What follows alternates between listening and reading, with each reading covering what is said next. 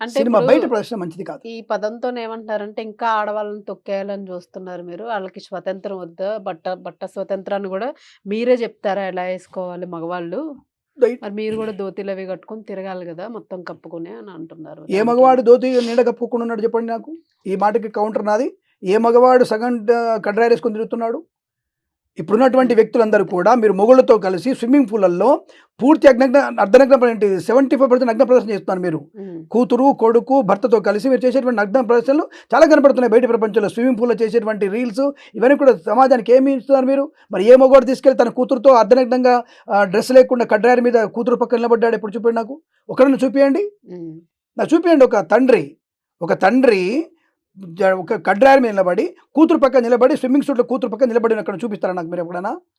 Not even though ఇక్కడ కాదు. విదేశాల్లో చూపిస్తారా కనీసం? ఉండడు. ఇంతకన్నా గౌరవం నీకేం కావాలి? ఆయన పోల్చింది ప్రకృతితో పోల్చాడు. ఆడపిల్ల ప్రకృతి లాంటిది. అవును. అద్భుతమైనటువంటి ఒక పోలికది. అద్భుతం. నభూతో నభవిష్యత్ ఆ పోలిక. ఆ ప్రకృతి ఒక ఆకాశం, ఒక గాలి, ఒక భూమి లాంటిది అనేటువంటి ప్రకృతితో పోయినటువంటి మహనీయుడాయన. హ్మ్. నేను మహనీయుడే అంటాను ఆయన్ని. అటువంటి దాంట్లో మీకేం నష్టం వచ్చింది? ఏ మగవాడు ఫుల్ డ్రెస్ ఏసుకొని తిరుగుతున్నాడు? నేను ధోతి కట్టుకున్నాడా? నిన్నేమన్నా నిండొచ్చి కప్పుకోమన్నాడా? అవయవాలు కనబడకుండా నిండు డ్రెస్ ఏసుకోమని చెప్పాడు. హ్మ్. తప్పేముంది దాంట్లో మీకు? ఏం తప్పు కనబడిందక్కడ? సరే 2 పొల్లు మాట్లాడినాయి. దానికి క్షమాపణ చెప్పాడుగా. హ్మ్. అది మేము యాక్సెప్ట్ చేయట్లేదు. ఆ! అటువంటి కొన్ని కొన్ని సార్లు అవును. పదాలు దారుతాయి. తప్పకుండా యాక్సెప్ట్ చేయొద్దని చెప్తున్నాంగా మనం. ఈ విషయాన్ని వదిలిపెట్టి మీరు తప్పుగా మాట్లాడితే ఎట్లా? కాబట్టి అవును. దాని గురించి మీరు ఎట్టి పరిస్థితుల్లో కూడా మాట్లాడే ప్రయత్నాన్ని చేయకూడదు. అలానే మిమ్మల్ని నిండా చీర కప్పుకోవడం వల్ల హ్మ్. ఒక హుందాగా ఉండండి చెప్తున్నాడు. ఒక అవును. పద్ధతిగా ఉండండి హ్మ్. చెప్తున్నాడు కాబట్టి, ఆ పద్ధతిని మనం అవలంబించడమే తప్పు.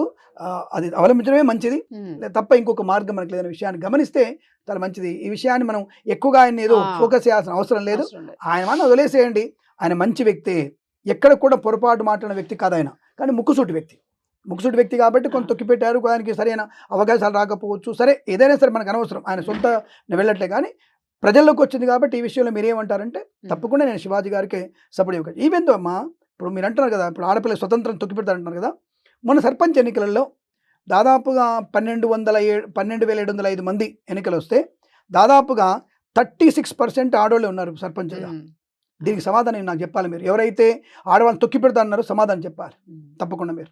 ఈ విషయాన్ని మీరు గమనించుకోవాలి. అవును. రెండవది పాఠశాల విద్యార్థులు, కళాశాల విద్యార్థులలో 100% 58% 52% స్త్రీలుంటే ఆడపిల్లుంటే 45% మగవాళ్ళున్నారు. హ్మ్. 56% ఆడపిల్లలు ఫస్ట్ క్లాస్‌లో పాస్ అవుతుంటే మగ పిల్లవాళ్ళు 49% ఉన్నారు. ఈ విషయాన్ని ఎక్కడ మర్చిపోతున్నారు మీరు? అంతరిక్షంకి వెళ్ళిన వాళ్ళల్లో దాదాపుగా 6 స్త్రీమూర్తులే ఉన్నారు. అవును. ఎలా మర్చిపోయారు మీరు ఈ విషయాన్ని? అంతరిక్షంలో నుంచి అంటే కింద పాతాళం నుంచి మొదలుపెడితే అంతరిక్షం వరకు కూడా స్త్రీకిచ్చేటువంటి గౌరవమైనటువంటి భూమి నా భారత భూమి.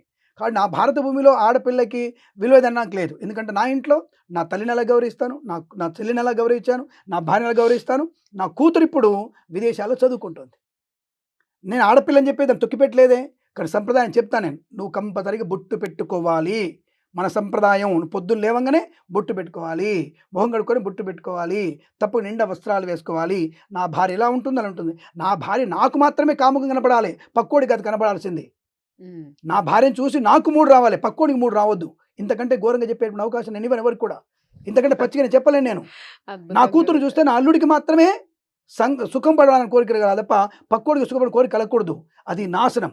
అది భారతదేశంలో మనకి పవిత్రమైనటువంటి ధర్మానికి వ్యతిరేకం అది. కాబట్టి ఈ విషయాన్ని గమనించుకుంటే మంచిది. స్త్రీకి ఇక్కడ పెట్టుకున్నాం మేము. ఇక్కడ అమ్మలగా నమ్మ అని పెట్టుకున్నాం మేము కాబట్టి స్త్రీకి తక్కువ అనేది ఎక్కడ లేదు. నా భార్యని అదే గౌరవిస్తాను. నా భార్య ఎడ్యుకేటెడ్, నా అక్క ఎడ్యుకేటెడ్, నా కూతురు ఇప్పుడు విదేశాల్లో చదువుకుంటున్న కూతురు. కాబట్టి ఇటువంటి విషయంలో నేనే ఉదాహరణ దానికి. తప్పు చేశానని చెప్పేసి. అలా తొక్కిపెట్టుంటే ఇలాంటి మీరు మాట్లాడుతున్న మీ భర్తలు మీకు విలువ ఇవ్వకపోతే ఈ మాటలు మీరు మాట్లాడలేరే తొక్కిపెట్టేస్తే. ఈ రోజున నా ముందున్నటువంటి యాంకర్ నాతో మాట్లాడేది కాదే తొక్కిపెడితే. మరెక్కడుంది సమాజం ఆలోచించండి. ఎంతమంది యాంకర్లు ఉన్నారు, ఎంతమంది హీరోయిన్లు ఉన్నారు. సాయి పల్లవి లాంటి వాళ్ళు గానీ, ఇతరత్ర గానీ అంతెందుకమ్మా మనకి మొన్న జరిగినటువంటి యుద్ధంలో ఉన్నటువంటి వ్యక్తి ఆడపిల్ల యుద్ధాన్ని చేసిన వ్యక్తి. 'ఆపరేషన్ సింధూర్.' కొద్దిగా బుర్రబెట్టి ఆలోచించండి. తప్పుగా మాట్లాడుతున్న వాళ్ళు ఆపరేషన్ సింధూర్‌కి ప్రధానమంత్రి లాంటి వాళ్ళు ఆయనకిచ్చినటువంటి గౌరవం ఏదంటే ఆడపిల్లని ఆపరేషన్‌కి అమ్మాయిని ఇన్‌చార్జ్‌గా పెట్టాడు. ఇంతకంటే ఎక్కువేం కావాలి మీకు? ద ఆలోచన లేకుండా మాట్లాడేటువంటి మాటలు స్త్రీకి సమున్నత స్థానం కేవలం సనాతన హైందవ ధర్మంలో మాత్రం ఉంది. ఇతర మతాల్లో లేదు.